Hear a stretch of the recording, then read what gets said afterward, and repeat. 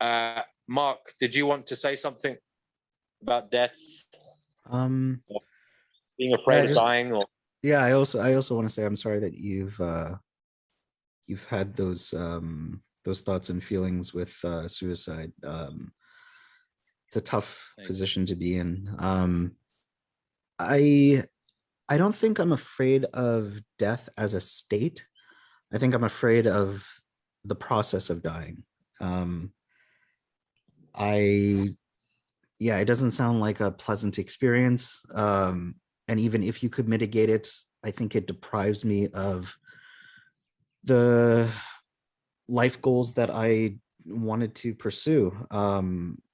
So for me, it's the regrets that I worry about. When I think about my deathbed and all the things that I want to accomplish, that's what I worry about, whether or not I'll accomplish those things or not. But the actual state of nothingness or non-existence doesn't really cause me a lot of fear. But I do think it's a harm that I cease to exist. And I think that harm should probably be, I'd like to articulate that more, because as you said, a lot of people have told me in the past, if they believe in like another realm or a transcendence of consciousness, that you're going into another state, and it's sort of like a solace or a comfort. But I don't see it as a comfort. And even from an atheistic worldview, people have told me, you live on in the memories of others. Well, the memory of me in the conception of Sean's mind and Antinatalist Outreach, your mind, that's not me. That's just a fragmented projection of a version of me, right?